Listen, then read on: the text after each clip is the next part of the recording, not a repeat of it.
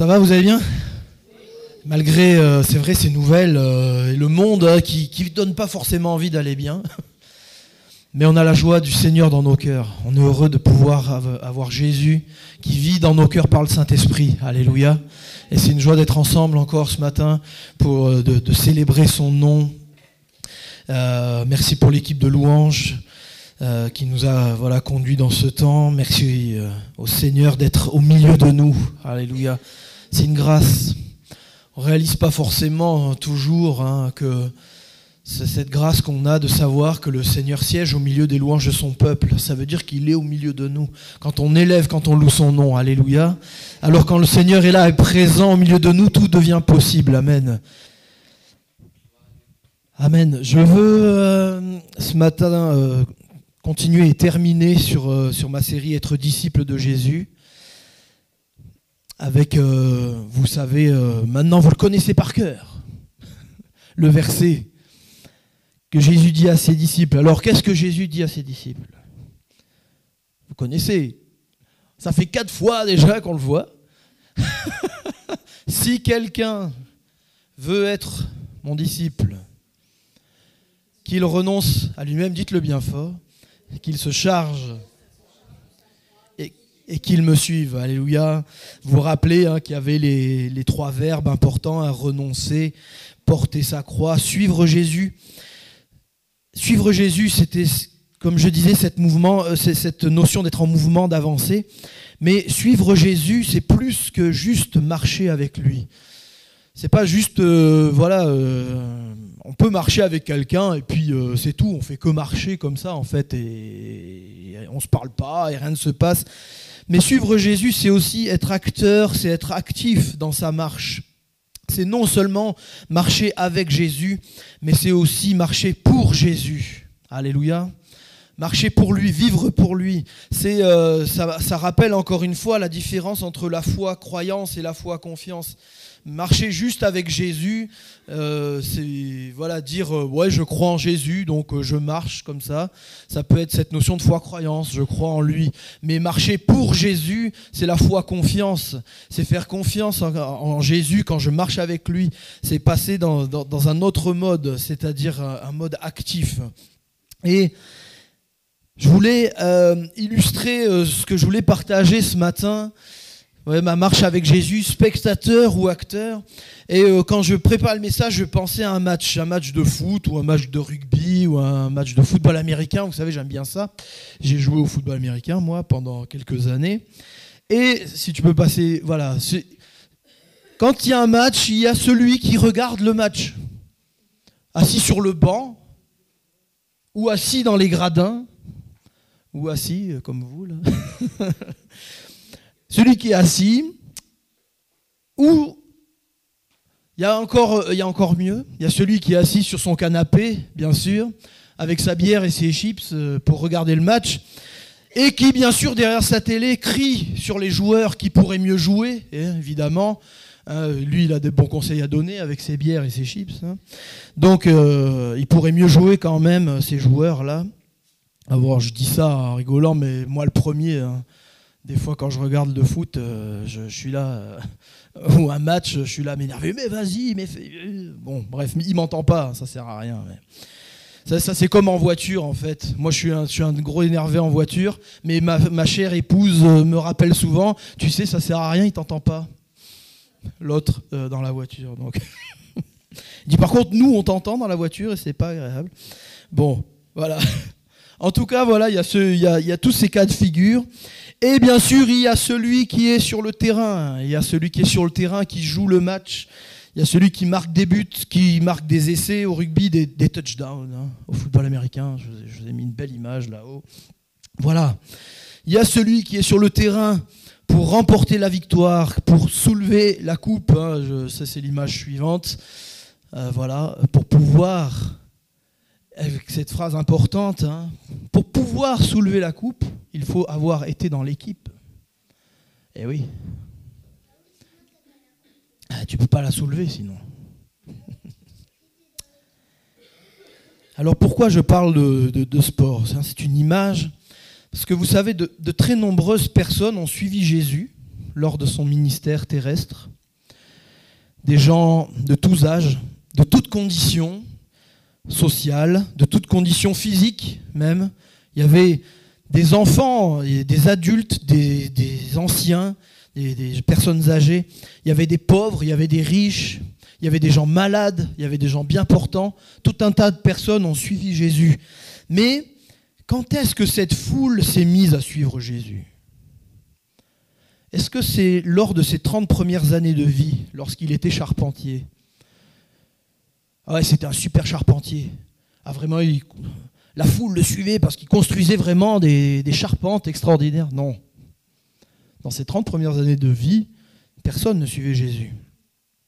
Non, la foule s'est mise à suivre Jésus lorsqu'il a commencé son ministère messianique, son ministère de révélation du royaume de Dieu, quand il a commencé à faire des miracles, à manifester les signes messianiques, c'est-à-dire guérir les malades, redonner la vue aux aveugles, faire entendre les sourds, purifier les lépreux, faire marcher les paralytiques. On voit ça notamment en fait, quand je parle de signes messianiques, c'est que Jésus accomplit ce que l'Ancien Testament annonçait, notamment au travers de Ésaïe 61. Vous vous rappelez, l'Esprit du Seigneur est sur moi, car il m'a oint pour annoncer la bonne nouvelle, pour délivrer les captifs, etc., pour guérir ceux qui ont le cœur blessé, etc. Donc, il y a cet accomplissement des prophéties qui est là. Donc, et Jésus a aussi fait des miracles comme chasser des démons, ressusciter des morts, marcher sur l'eau, multiplier des pains et des poissons. C'est évident, je pense qu'on est tous d'accord que voir un homme faire tout ça donne envie de le suivre. Ouais. Alors j'explique juste en une phrase, en quelques mots, la différence entre signe et miracle. Parce que parfois il y a des traductions où on lit que Jésus a fait beaucoup de miracles, alors que le mot c'est signe. C'est pas tout à fait la même chose, parce que les signes, comme je disais, c'est les choses que Jésus fait qui sont des accomplissements des prophéties. Tous les miracles ne sont pas des signes. D'accord ? Quand Jésus multiplie les pains ou quand il marche sur l'eau, c'est un miracle, c'est pas un signe. L'Ancien Testament ne parle pas du Messie marchant sur l'eau. D'accord ? Par contre, les signes sont des miracles. Hein. Okay, parce que quand Jésus guérit les malades, quand il purifie des lépreux, etc., des choses qui sont annoncées dans l'Ancien Testament, ça reste quand même des miracles. Okay, donc retenez les signes, c'est les accomplissements des prophéties. Donc tous les signes sont des miracles, mais tous les miracles ne sont pas des signes. D'accord, voilà, ça c'est pour... Enfin tout ça, ça reste merveilleux quand même. Alors pour pouvoir continuer ce partage de ce matin, je vais demander elle n'est pas au courant, je vais demander à ma mounette,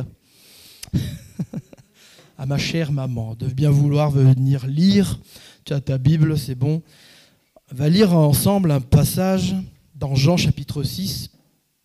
La lecture sera assez longue, mais dans cette lecture, j'avais à cœur qu'on puisse la faire parce qu'il y a des éléments importants.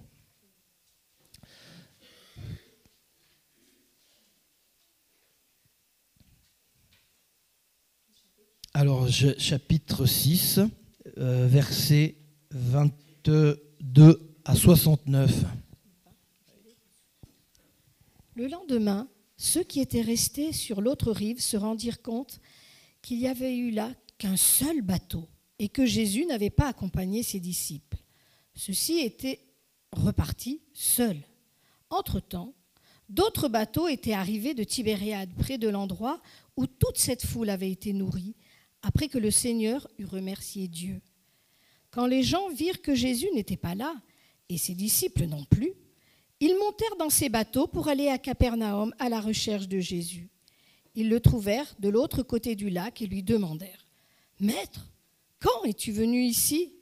Jésus leur répondit « Vraiment, je vous l'assure, si vous me cherchez, ce n'est pas parce que vous avez compris le sens de mes signes miraculeux. Non, c'est parce que vous avez mangé du pain et que vous avez été rassasiés. Travaillez non pour la nourriture périssable, mais pour celle qui dure pour la vie éternelle. Cette nourriture, c'est le Fils de l'homme qui vous la donne. car Dieu le Père lui en a accordé le pouvoir en le marquant de son sceau. Et que devons-nous faire pour accomplir les œuvres que Dieu attend de nous ? Lui demandèrent-ils encore. L'œuvre de Dieu, leur répondit Jésus, c'est que vous croyez en celui qu'il a envoyé. Sur quoi ils lui dirent, quel signe miraculeux nous feras-tu voir pour que nous puissions croire en toi ? Que vas-tu faire ? Pendant qu'ils traversaient le désert, nos ancêtres ont mangé la manne, comme le dit le texte de l'Écriture. Il leur donna à manger un pain qui venait du ciel. Mais Jésus leur répondit, vraiment, je vous l'assure, ce n'est pas Moïse qui vous a donné le pain venu du ciel. C'est mon Père qui vous donne le pain du ciel, le vrai pain. Car le pain qui vient de Dieu, c'est celui qui descend du ciel et qui donne la vie au monde. Seigneur, dirent-ils, alors donne-nous toujours de ce pain-là. Et Jésus répondit, c'est moi qui suis le pain qui donne la vie. Celui qui vient à moi n'aura plus jamais faim, et celui qui croit en moi n'aura plus jamais soif. Mais je vous l'ai déjà dit, vous avez vu, et vous ne croyez pas. Tous ceux que le Père me donne viendront à moi, et je ne repousserai pas celui qui vient à moi. Car si je suis descendu du ciel, ce n'est pas pour faire ce qu'il me plaît, mais pour accomplir la volonté de celui qui m'a envoyé. Or, celui qui m'a envoyé veut que je ne perde aucun de ceux qu'il m'a donnés, mais que je les ressuscite au dernier jour. Oui, telle est la volonté de mon Père. Que tous ceux qui tournent leur regard vers le Fils et qui croient en lui possèdent la vie éternelle, et moi, je les ressusciterai au dernier jour. Alors, les gens se mirent à murmurer contre lui, parce qu'il avait dit « C'est moi qui suis le pain descendu du ciel ». Ils disaient « Voyons, n'est-ce pas Jésus, le fils de Joseph ? Nous connaissons bien son père et sa mère. Comment peut-il prétendre qu'il est descendu du ciel ?» Jésus leur dit « Cessez donc de murmurer ainsi entre vous. Personne ne peut venir à moi si le Père qui m'a envoyé ne l'attire, et moi, je le ressusciterai au dernier jour. » Dans les écrits des prophètes, vous pouvez lire cette parole « Dieu les instruira tous. Tout homme qui écoute la voix du Père et qui se laisse instruire par lui vient à moi. » Je tourne la page. Personne n'a jamais vu le Père, sauf celui qui est venu d'auprès de Dieu. Lui, il a vu le Père. Vraiment, je vous l'assure, celui qui croit a la vie éternelle. Car je suis le pain qui donne la vie. Vos ancêtres ont bien mangé la manne dans le désert, et cela ne les a pas empêchés de mourir.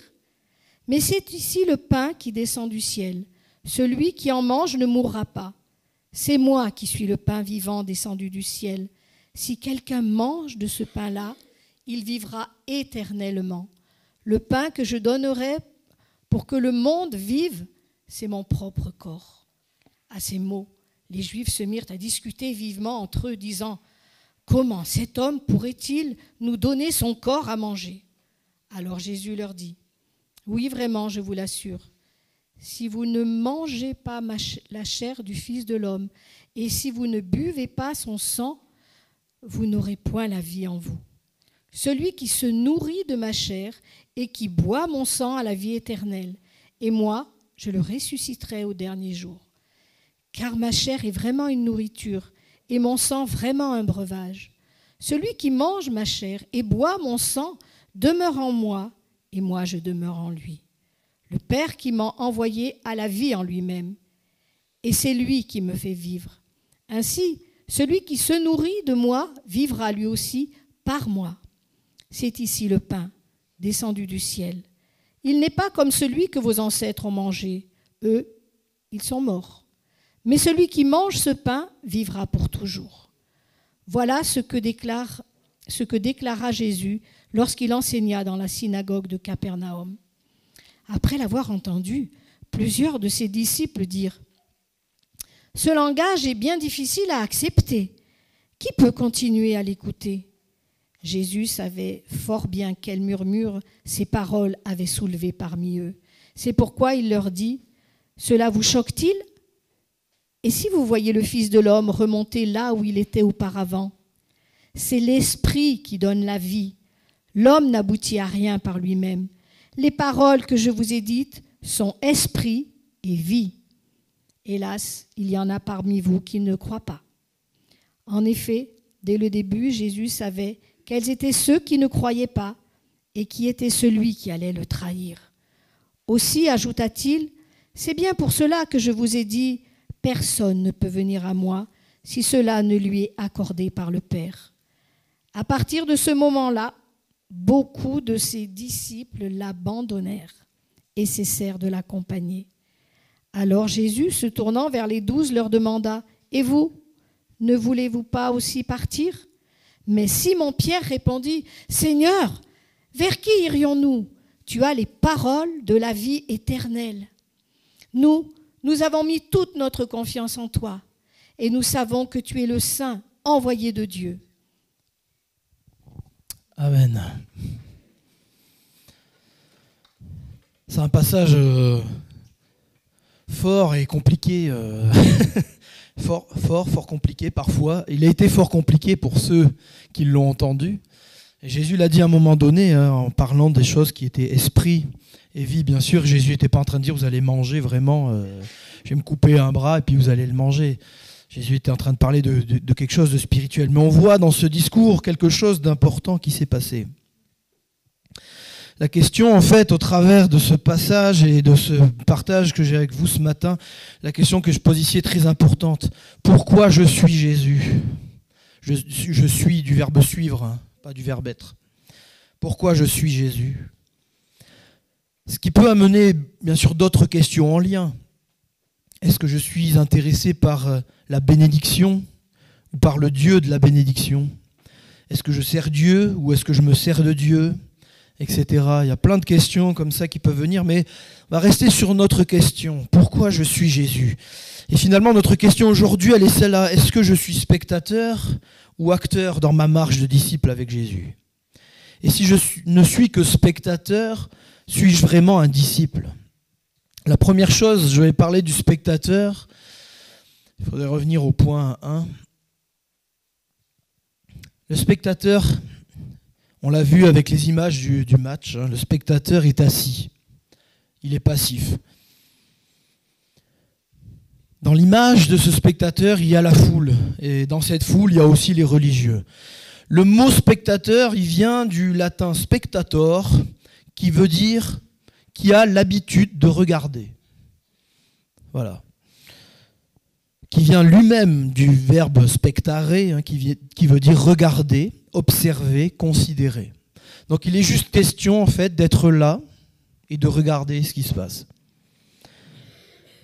Dans les évangiles, on voit que pendant que Jésus était sur la terre, deux groupes étaient là qui caractérisaient ces spectateurs, la foule et les religieux. Ces deux groupes suivaient Jésus. D'accord ? Ils le suivaient. Partout où il allait, il y avait de la foule, il y avait des religieux, pratiquement tout le temps et partout. Mais que recherchait-il ? La foule, dans Jean, on l'a lu dans Jean 6, 26, Jésus répondit en vérité, je vous le dis, vous me cherchez non parce que vous avez vu des miracles, ou plutôt des signes, mais parce que vous avez mangé des pains et que vous avez été rassasiés. On voit que la foule a bénéficié des miracles. Elle a bénéficié des enseignements de Jésus. Elle a bénéficié de l'action de Jésus, de sa présence, de toutes les choses qu'il a fait. La foule est au contact de Jésus. Mais l'intérêt de cette foule est tourné vers elle-même.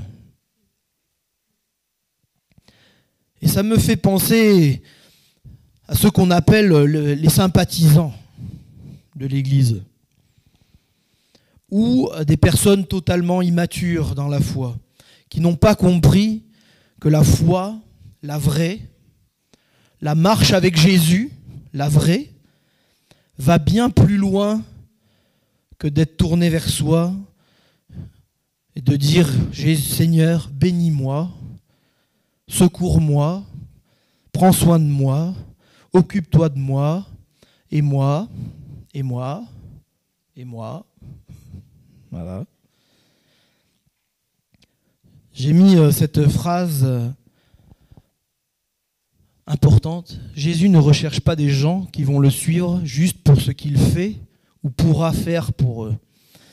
C'est le problème de la foule. Tout ce qu'elle pense, c'est qu'est-ce que Jésus va pouvoir faire pour moi ? Comment Jésus va pouvoir me bénir aujourd'hui ? Comment Jésus va pouvoir me donner quelque chose, me donner du pain ici en l'occurrence. Vous savez, quand c'est après l'épisode où Jésus a multiplié les pains, etc., il a nourri la foule, c'était bien pratique. Hein. Il n'y a plus besoin d'aller à Carrefour, tout ça, faire les courses. Hein. Juste à suivre Jésus et puis c'est bon, il va multiplier les pains et puis super. La foule cherche ce que peut faire Dieu. Elle recherche sa main, son action, plus que Dieu lui-même. La foule aime voir des choses spectaculaires. La foule aime voir de l'action, des choses se passer. Elle est très émotionnelle. Ne ressemblons-nous pas parfois, pour ne pas dire souvent, à cette foule ? Ne marchant avec Jésus que centrés sur nous-mêmes, avec comme point central nos intérêts personnels, notre réussite dans le travail, notre réussite financière, notre bonne santé, que tout se passe bien, qu'on ait une super voiture et qu'on trouve une super épouse, si on cherche une épouse. Voilà. La foule, elle est comme ça. Elle a ce regard. Alors, elle suit Jésus, elle croit que Jésus peut faire des choses, mais elle est centrée sur elle-même. Et puis, d'un autre côté, il y a les religieux, les pharisiens, les scribes, les spécialistes de la loi, qui eux aussi suivent Jésus.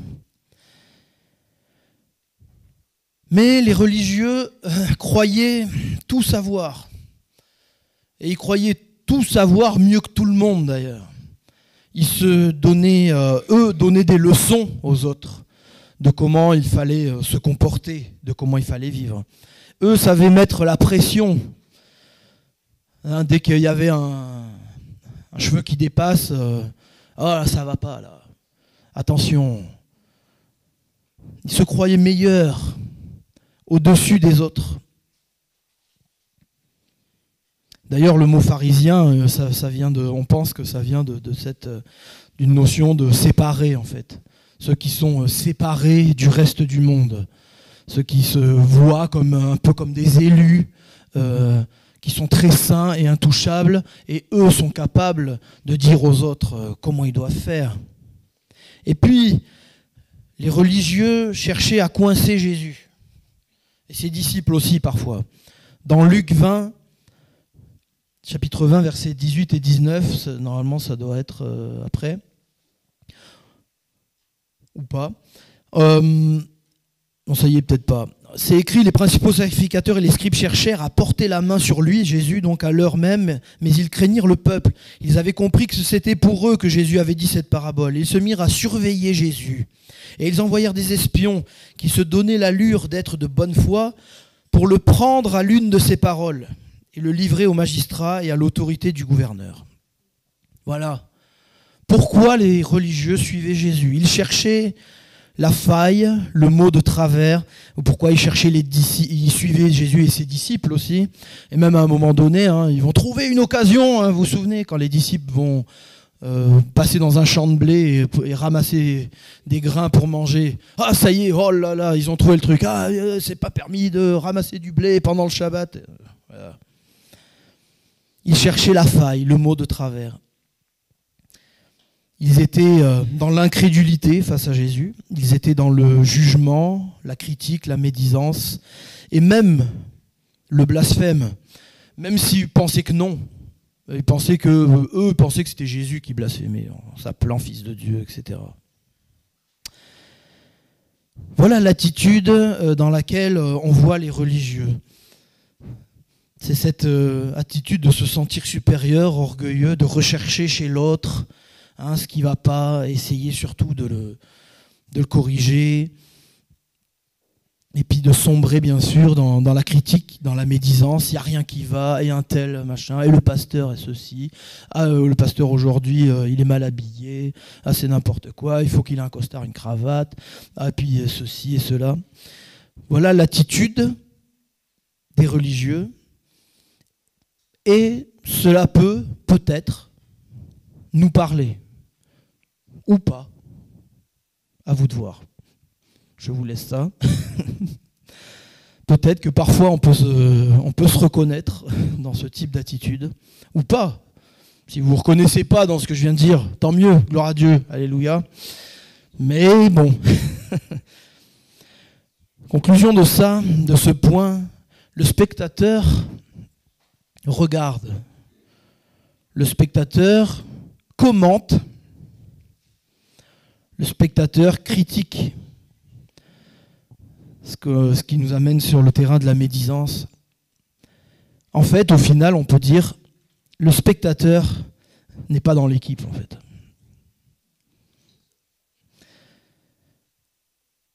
Le spectateur n'est pas dans l'équipe. Vous savez, je pensais à ça tout de suite, là, en parlant de médisance et de critique, et c'est quelque chose sur lequel il y a des prédications sur ça, et c'est vrai que c'est important d'y penser, dans le sens où on fait des catégories de péchés, vous savez. Bien souvent, il y a des péchés qui pour nous sont plus graves que d'autres. Alors sur les conséquences, évidemment, il y a des péchés qui sont plus graves que d'autres. Tuer quelqu'un, ça a une conséquence un peu plus grave que voler une pomme, on est d'accord. Mais on sait que une attitude de péché, de faire le mal, ça reste le péché. Et c'est vrai que souvent, dans nos catégories, on ne pense pas souvent à la médisance et à la critique. Mais c'est un péché aussi, ça fait partie des œuvres de la chair. Donc voilà, c'était ma parenthèse. Donc, en quelque sorte, je disais, le spectateur n'est pas dans l'équipe. Et je passe à mon deuxième point. L'acteur, lui, est debout et actif. Amen. Comme vous ce matin. Non, comme moi. Non, mais vous avez compris, je vous taquine. Jean 6, versets 67-69, donc on vient de lire. Jésus dit donc aux 12, « Et vous, ne voulez-vous pas aussi vous en aller ?» Simon-Pierre lui répondit, « Seigneur, à qui irions-nous ? Tu as les paroles de la vie éternelle. Et nous avons cru, et nous avons connu que c'est toi le Christ, le Saint de Dieu. » Amen. Quand je parle d'acteur ici, il n'est pas question de la personne qui joue un rôle théâtral ou dans le cinéma. Hier, avec ma chérie, on a été au cinéma, on a vu des acteurs. Mais ce n'est pas de ce type d'acteur-là dont il est question. Ce type d'acteur-là, qui fait des films ou qui fait du théâtre, en grec, c'est hypocrites. D'où vient le mot hypocrite. Donc ce n'est pas de ça dont je parle. Parce que justement, c'est un reproche que Jésus a fait souvent aux pharisiens, d'être des hypocrites. C'est-à-dire de porter un masque, d'être faux en fait. Je parle ici d'acteur dans le sens du mot, dans le sens de celui qui prend part à l'action, qui prend part au travail, à l'œuvre en cours. En fait, le mot acteur, en latin, c'est actor, ça veut dire celui qui fait. D'accord ? Donc retenez bien, à chaque fois que je vais vous parler d'acteur, là, pensez pas à Brad Pitt pour les dames ou à Angelina Jolie, voilà, pour les messieurs. Pensez pas à ces acteurs-là de cinéma ou théâtre, mais pensez à quelqu'un qui agit, quelqu'un qui fait, d'accord ? Littéralement, c'est celui qui fait, celui qui exécute. Alors oui, le Seigneur recherche des disciples. Alléluia. Des personnes qui, quand on prend comparaison par rapport à la foule, des personnes qui se focalisent non pas sur ce que Dieu peut faire pour eux, mais sur Dieu lui-même, sur sa volonté, sur le désir du cœur de Dieu. Alléluia. Le désir du disciple, c'est de ressembler à son maître. C'est pour ça qu'il suit son maître en fait. C'est pas juste pour, je le suis, c'est bien, il est gentil, il est joli, il est intéressant. Le disciple veut ressembler à son maître. En toute chose. Dans la foi, dans l'amour, dans la patience, dans l'humilité, dans la pureté, dans la connaissance, dans la compassion, dans la bienveillance, etc. On peut tous les faire. Mais voilà ce à quoi le disciple aspire. Ressembler à son maître. Le disciple ne vit plus pour lui-même, mais il vit pour son maître. Il œuvre, il travaille, il vit pour que la personne de son maître, sa gloire, son image soit reflétée au travers de sa vie. Alléluia. C'est notre désir, c'est notre prière que cette image de Christ, cette gloire de Jésus soit reflétée au travers de nos vies. Je cite un pasteur qui s'appelle Gaël Ebagast qui a dit, en fait, du disciple, la vie de son maître devient sa seule source d'inspiration, les paroles de son maître deviennent sa source de motivation. Alléluia. Il faut de la motivation pour pouvoir marcher avec Jésus. C'est de ça dont il est question dans ce qu'on partage ce matin. Marcher avec Christ. Et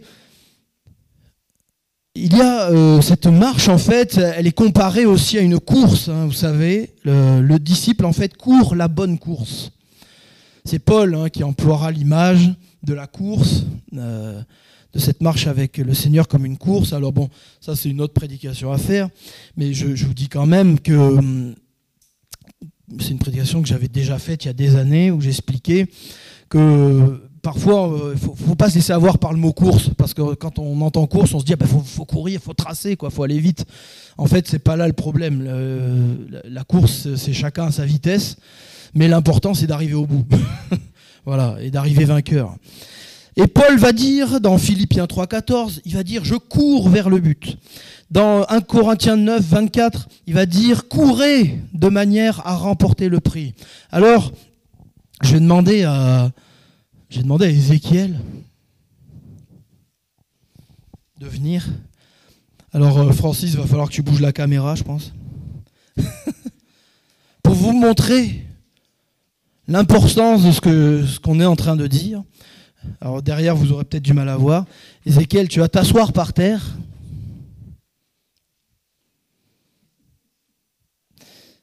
En direction de là-bas. En direction du mur, là. Voilà, tu regardes le mur. Et maintenant, assis par terre, cours vers le mur. Non, en restant assis. Non, mais cours. Bon, voilà, c'est fait exprès, c'est compris. En fait, là, ce que je voulais vous montrer, c'est que... Merci Ézéchiel, c'est bon. Ce que je voulais vous montrer par là, c'est que quand il y a une course à courir, quand il y a un combat à mener, pour ça, on a besoin d'être debout. Courir assis, j'aurais pu vous demander aussi tous ensemble, soyez assis sur vos chaises et courez jusqu'au mur du fond, là. Bon, il faut être debout pour courir. Il faut être debout, et ça c'est le Seigneur qui permet que nous le soyons. Quand on est un disciple, on l'a lu dans notre verset qui nous a suivis tout au long de la série, Jésus dit qu'il renonce à lui-même, se charge de sa croix et qu'il me suive. Donc qu'il se mette debout, qu'il se mette en marche, qu'il rentre dans cette course qui est là. Cette course, bien sûr, sur un plan spirituel. Voilà ce qu'est le disciple. Voilà, c'est celui qui est l'acteur, celui qui fait, celui qui passe à l'action. Mon troisième point, c'est un disciple est un spectateur qui ne le reste pas et qui devient acteur. Pourquoi je dis ça ?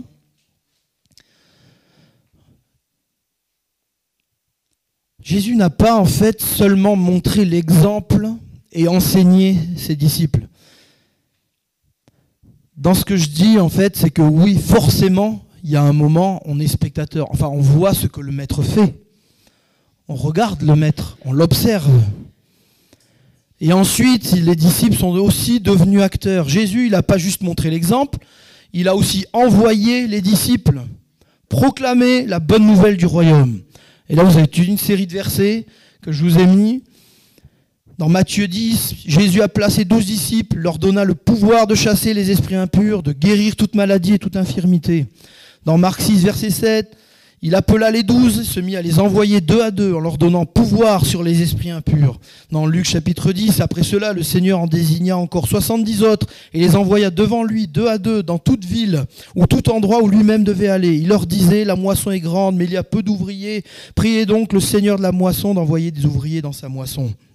Et avant de retourner au ciel, bien sûr, Jésus va dire à ses disciples dans Matthieu 28, « Allez, faites de toutes les nations des disciples, baptisez-les au nom du Père, du Fils et du Saint-Esprit, et enseignez-leur à garder tout ce que je vous ai prescrit, et voici, je suis avec vous tous les jours jusqu'à la fin du monde. » Amen. Vous voyez là, les disciples, à un moment donné, ils sont passés du statut d'observateurs de ce que Jésus faisait à acteurs, parce que Jésus les a envoyés. Oui, nous restons et resterons toujours des spectateurs émerveillés de notre Maître. Amen. De son œuvre, en particulier l'œuvre de la croix. Je veux toujours pouvoir être émerveillé par l'œuvre de la croix, par cette œuvre où Jésus a vraiment donné l'accès au Père, la possibilité d'être réconcilié avec Dieu en versant son sang. Je veux rester émerveillé par les miracles que Dieu fait, qu'on a lu encore, qu'on a pu lire ce matin, gloire à Dieu. On est spectateur de ça, hein. Voilà, c'est Marie-Louise qui a vécu là, le miracle, et nous, on regarde ça et on est émerveillé, alléluia, de ce que le Seigneur fait. Mais voilà, il y a et on est aussi émerveillé de sa parole, amen, qu'on puisse toujours être émerveillé de sa parole, de ce qu'il nous donne, de ses enseignements, des trésors de sa parole. Mais même si c'est le cas pendant tout le ministère terrestre de Jésus, les disciples ne sont pas seulement restés à regarder le Maître. Il y a un moment où ils sont aussi passés à l'action. Et c'est encore valable pour nous aujourd'hui. Jésus nous appelle à observer sa personne au travers de sa parole. Il nous appelle à le découvrir au travers de notre relation avec lui, quand nous vivons jour après jour cette relation avec le Seigneur, où on prend du temps pour le connaître, pour lire sa parole, pour savoir qui il est, mais aussi à mettre en pratique ce que nous apprenons. Alléluia. Eh oui, la parole est claire à ce sujet, hein. C'est que apprendre des choses sur Dieu, etc., c'est bien, mais si on ne met pas en pratique ce qu'on apprend, à un moment donné. Donc, on apprend à mettre en pratique ce que nous apprenons, à mettre en œuvre les œuvres bonnes que Dieu a préparées d'avance afin que nous les pratiquions, nous dit Éphésiens 2:10, verset que j'ai appris par cœur à l'école du dimanche et dont j'ai même pas eu besoin de chercher la référence dans la Bible quand j'ai préparé le message. Alléluia, des trésors de la parole de Dieu. Jean 14:12, Jésus va dire, en vérité, je vous le dis, celui qui croit en moi fera lui aussi les œuvres que moi je fais, et il en fera de plus grandes parce que je m'en vais vers le Père. Alléluia. Et ça, c'est aussi pour nous aujourd'hui, hein. Alors, faire les œuvres que Jésus fait, c'est déjà extraordinaire, hein. Si on peut vivre les œuvres que Jésus a faites, alléluia. C'est notre prière. Et puis il en fera de plus grandes, vous savez hein, bien sûr ce que ça veut dire, hein. C'est pas qu'on fera mieux que Jésus, mais c'est parce qu'on est beaucoup plus nombreux. Et étant rempli du Saint-Esprit sur toute la surface de la terre, il y a beaucoup de choses que le Seigneur peut faire au travers de nous. Parce que comme je dis toujours, faire plus fort que ressusciter un mort qui est mort depuis 3 jours, je pense que c'est un peu compliqué.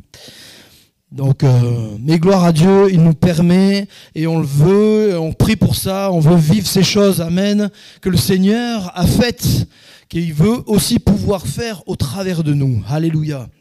En tout cas, nous sommes appelés à faire, comme les disciples, ce que Jésus nous demande, parce qu'il est le maître, le superviseur, et c'est mon dernier point, l'acteur, donc rappelez-vous, l'acteur, celui qui fait, hein, pas l'acteur de cinéma.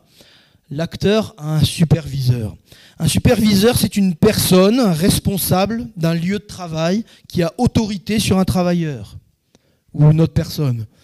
Nous sommes dans ce monde, c'est le lieu de travail. D'accord ? La Terre, ici la France, ici la Creuse, ici Guéret, c'est notre lieu de travail. Alléluia. Et on a besoin, et on a un superviseur. Il y a celui qui a autorité sur nous qui travaillons. Alors pour reprendre l'image du match de foot, vous savez que les équipes ont un entraîneur, un coach. C'est essentiel. C'est essentiel de mettre bien l'entraîneur, de mettre le coach à sa place. Parce qu'il faut quelqu'un qui puisse communiquer aux joueurs un cœur pour pour ce qui va être fait, pour le match qui va avoir lieu, pour avoir le désir de remporter la victoire, et pour leur donner la stratégie aussi, comment on va faire pour remporter cette victoire, c'est important. C'est lui qui va placer les joueurs. Et le Seigneur, c'est lui qui nous place dans ce travail, dans ce champ qui est là, dans ce travail qui est là, de ce monde qui a besoin de connaître le Seigneur, qui a besoin d'avoir la révélation de Jésus-Christ. C'est le Seigneur qui nous place. Alléluia. Qui nous place là où il le veut, qui veut nous communiquer sa stratégie. Et ce qui est extraordinaire, et on l'a lu notamment dans Jean 6, à un moment donné, quand Jésus dit qu'il est question de ceux que le Père a appelés, en fait, ce qui est fort aussi, c'est que nous sommes tous qualifiés, appelés à être dans l'équipe. Amen. Ça, c'est un peu la limite de mon image, si vous voulez. C'est que dans une équipe de foot, si vous prenez l'équipe de France, le sélectionneur, à un moment donné, il en sélectionne quelques-uns. Et puis, voilà, il y a un nombre limité. Hein, et puis après, c'est bon. Mais avec le Seigneur, on est tous appelés. On est tous appelés à rentrer dans l'équipe, à pouvoir participer à l'œuvre. Alléluia. Mais par contre, on est tous appelés, mais il y en a qui préfèrent rester spectateurs. Voilà. Et on en a parlé du spectateur. Nous sommes tous appelés à être dans l'équipe. Devenir acteur, c'est là où c'est l'importance que je disais sur ce superviseur ou ce coach qui donne la stratégie en fait. C'est que devenir acteur, ça ne veut pas dire se jeter dans tous les sens. Sans réfléchir, sans plan, sans conduite de Dieu. Et ça peut être un risque quand on donne ce genre de message qui pousse à passer à l'action, où je vous encourage à devenir des disciples, vraiment des disciples qui suivent Jésus, c'est-à-dire qui se lèvent, qui passent à l'action avec le Seigneur. Alors parfois, quand on entend des messages comme ça, on peut se dire allez, ouais, je vais y aller, et puis je vais faire ça, je vais faire... Et puis après, oh, il n'y a pas de résultat, et après je me prends des gifles, et après, oh, je suis découragé. Non. C'est là que c'est important justement d'avoir auprès de nous ce superviseur, d'avoir ce stratège auprès de nous, d'aller chercher sa volonté, qui puisse nous dire comment faire les choses, où est-ce que je t'appelle. Tu vas pas partir n'importe où, mais je t'appelle à un endroit précis, à être une bénédiction là où je vais te placer et t'envoyer, et je vais te donner ce que tu as besoin pour pouvoir impacter là où je vais t'envoyer. Alléluia. Jésus rappelle que l'engagement à son service, à le suivre, est réfléchi.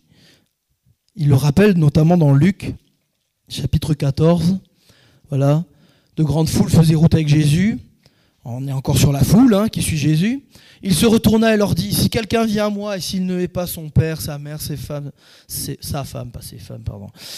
enfants, ses frères et ses sœurs, et même sa propre vie, il ne peut être mon disciple. Ça, c'est notre version de notre verset. Et quiconque ne porte pas sa croix et ne me suit pas ne peut pas être mon disciple. Car lequel d'entre vous, voilà, va dire Jésus, s'il veut bâtir une tour, ne s'assied pas d'abord pour calculer la dépense et voir s'il a de quoi la terminer, de peur qu'après avoir posé les fondations, il ne soit pas capable d'achever et que tous ceux qui le verront se moquent de lui et disent, cet homme a commencé à bâtir et n'a pas été capable de terminer. En fait. Dans ce verset-là, Jésus nous dit que c'est pas... devenir disciple, commencer à le suivre, se mettre debout pour le suivre, c'est pas comme je vous disais, allez j'y vais, hop là, on verra bien ce qui se passera et hop. Il y a un moment donné, il faut se poser. Comme cet homme qui va se poser pour réfléchir s'il va pouvoir avoir la capacité de terminer cette tour. Recherchons les directives du grand superviseur. Recherchons la sagesse du divin conseiller, la volonté du roi des rois. Alléluia, on a chanté ce matin, on a célébré le roi des rois. Un roi, vous savez, il a une volonté, un roi. Un roi, il a des choses qu'il veut faire et il attend que nous soyons là, prêts pour lui à faire ce qu'il veut accomplir. Jésus, ce coach qui veut nous amener à la victoire, parce qu'il a lui-même remporté la victoire. Alléluia. Jésus a remporté la victoire totale, et il nous l'a offerte. Sa victoire, il nous l'a donnée. Amen. C'est le salut par grâce. au moyen de la foi. Et un entraîneur, la fonction d'un coach, d'un entraîneur, c'est d'entraîner. Ça fait un peu redondant ce que je dis, mais c'est une réalité. Et en fait, notre marche avec le Seigneur, c'est aussi un entraînement. C'est pour ça que parfois, on peut rater des choses, parfois on fait des choses pas forcément tout bien. Mais comme un joueur fait pas forcément tout bien. Et c'est pas parce que, je sais pas quel joueur, Olivier Giroud, parce qu'on l'aime bien. Parce qu'Olivier Giroud, il y a un moment sur un entraînement ou un match, il n'a pas fait la passe comme il faut. Alors l'entraîneur lui a pas dit t'as pas fait ta passe comme il faut, c'est bon, tu t'en vas. Et non. Voilà, alors, l'entraîneur a été c'est pas grave, hein. La prochaine fois il fera la passe mieux. Hein, je t'encourage, Giroud, t'es très fort, et Giroud soit béni. C'est un frère dans la foi. Et Jésus, il est comme ça aussi avec nous. Notre marche avec lui, c'est pas une marche où il attend de nous une perfection. Il va tout faire parfaitement. Bien sûr que nous, notre désir, on l'a dit, c'est de ressembler à Jésus. C'est d'être au plus près de ce qu'il veut. C'est de pouvoir entrer vraiment dans ses voies. Mais en même temps, comme je dis souvent, on reste des êtres humains et c'est pas toujours facile. Mais heureusement, on a là le Seigneur qui est là avec nous pour nous encourager, pour nous relever quand on tombe, quand on sait crier à lui. Alléluia. Quand on sait revenir à lui, il est celui qui nous relève, celui qui nous encourage, qui nous donne encore une chance. Moi, c'est quelque chose qui m'a toujours touché dans ma vie, de ce passage, un moment, alors je sais plus exactement où c'est dans l'Ancien Testament, où il est question de la louange à notre Dieu qui ne se lasse pas de pardonner. Heureusement que le Seigneur ne se lasse pas de nous pardonner, parce que bon, s'il fallait qu'il nous pardonne une fois et qu'après, au moindre travers, c'est fini, hein, écoute, je t'avais pardonné une fois, maintenant, débrouille-toi. Non. On parlait de David avec Elisabeth. Je lisais encore des choses sur David. Et vous savez, David a été très loin d'être un homme parfait. Mais sa capacité, c'était de revenir à Dieu. D'un cœur repentant, sincère. Et Dieu le pardonnait. Et Dieu a dit que c'était un homme selon son cœur à cause de ça. Pourtant, en ce moment, je suis en train de relire l'histoire de David et je découvre plein de choses. Parce que on prend souvent l'exemple de Bathsheba, qu'il a fait, ce qui est déjà énorme, qu'il a fait tuer un homme pour lui prendre sa femme. Mais en fait, quand on regarde d'autres choses de sa vie, il y a tellement de choses où on voit David. Oh là là. Mais bon, est-ce qu'on est mieux ? Mais est-ce que comme David, on a cette capacité de revenir au Seigneur, d'avoir ce cœur repentant, d'avoir ce cœur de disciple, en fait, qui veut marcher, qui veut ressembler à son maître. Alléluia. Donc recherchons vraiment ces directions de notre Seigneur. Mais pour cela, il faut passer de spectateur à acteur, de passif à actif, d'endormi à réveillé. Je termine, je conclus avec notamment ce verset de Éphésiens 5, 14. Alors je ne sais pas si je l'ai mis. C'est ce verset qui dit « Réveille-toi, toi qui dors, relève-toi d'entre les morts et le Christ t'éclairera. » Alléluia. Vous êtes réveillés ? Relève-toi, toi qui dors. Je ne sais pas si quelqu'un dort là pendant la prédication. Relève-toi d'entre les morts, relève-toi. C'est ça qui est important dans ce message et qui rejoint ce que je vous ai partagé. C'est que relève-toi, ça veut dire que t'es allongé ou assis comme mort et tu passes en position debout. Relève-toi d'entre les morts et le Christ t'éclairera. Alléluia. Le Christ t'éclairera, ça correspond aussi à ce que je vous ai dit.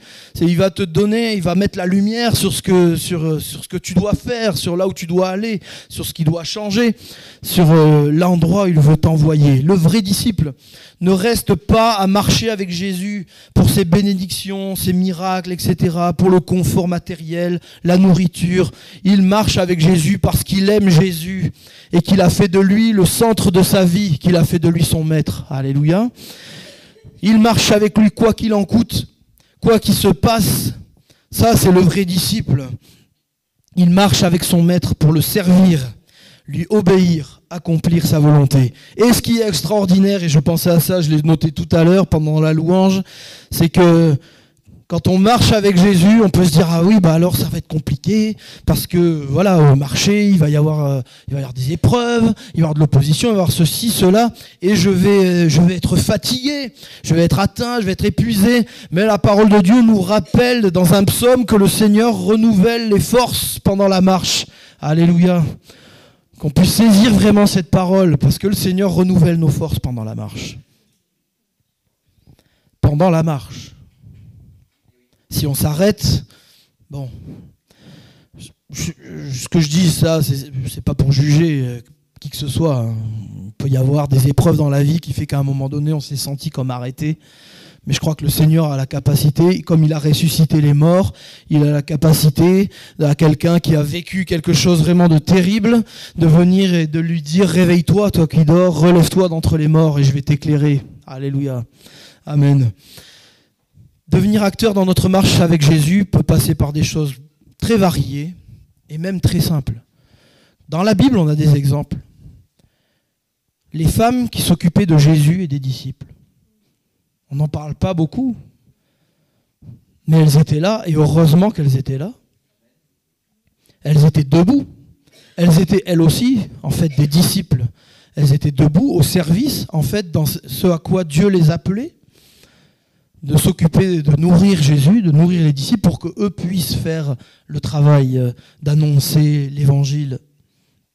Dans la Bible, des gens qui faisaient la comptabilité dans la première église, qui servaient aux tables. Hein. Vous savez que ce verset a souvent été mal compris. Quand on dit « servaient aux tables », ça ne veut pas dire qu'ils servaient la nourriture, qu'ils servaient la soupe. Ouais. Ça veut dire qu'ils étaient les comptables de l'église. Des gens qui ouvraient leur maison pour que l'église des premiers siècles puisse se réunir dans des endroits. Vous voyez, ça peut paraître bon, mais c'est ça être disciple aussi. C'est ça être debout. C'est ça être en marche avec Jésus, avec le Seigneur et être sensible à sa voix. Pour nous aujourd'hui, je vais donner des exemples, mais voilà, comme on dit, la liste n'est pas exhaustive. On peut en donner tellement d'autres. Aujourd'hui, dans ma marche avec le Seigneur, dans laquelle je veux être un acteur et pas juste un spectateur. Aujourd'hui, je décide de m'intéresser aux autres, d'aller parler avec quelqu'un que je ne connais pas. Aujourd'hui, je décide d'élever ma voix pour louer, adorer, remercier Dieu, alors que j'ose pas le faire, je suis très timide. Mais aujourd'hui, je fais ce pas, j'élève ma voix. Aujourd'hui, je donne une vraie offrande et pas juste le fond de mon porte-monnaie des 3 pièces qui me restent.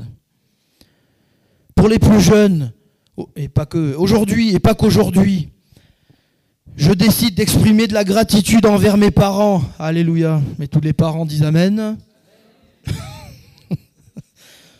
Aujourd'hui, je prends moins de temps avec mon téléphone et plus avec ma Bible et avec mon Sauveur, mon Seigneur. Aujourd'hui, je parle de ma foi, de ma relation avec Dieu, avec un ami, avec un collègue. Aujourd'hui, je me mets sérieusement à prier pour Israël, par exemple, pour le peuple juif. Aujourd'hui, et à prier, on l'a fait tout à l'heure aussi, pour mes frères et sœurs persécutés. Aujourd'hui, je décide de m'adresser au divin superviseur avant de prendre une décision importante. Aujourd'hui, je décide de mettre en pratique quelque chose que j'ai appris. Et la liste, on peut encore y aller, hein, à vous de... Voilà. Pour finir avec mon image du sport, d'ailleurs, du début. Maintenant, à partir de ce que je vous ai dit, à vous de jouer. Pour voir comment vous allez devenir acteur dans votre marche avec Jésus. Alléluia. On prie ensemble. Seigneur, merci. Merci Seigneur pour ta parole. Merci parce que tu nous as montré ce qu'est être un disciple. Au travers de cette série des éléments qu'on a vus, il y a encore évidemment beaucoup de choses qu'on peut voir, beaucoup de choses qu'on peut partager. Mais Seigneur, déjà, ce qu'on a pu partager ensemble dans cette série et dans ce message, donne-nous de le vivre, Seigneur. Si nous sommes peut-être, Seigneur, comme arrêter, si on se sent comme un spectateur de ce qui se passe, et qui malheureusement peut-être, à force d'être spectateur, finit par devenir aussi un religieux, c'est-à-dire quelqu'un qui commente, qui critique ce qui se passe.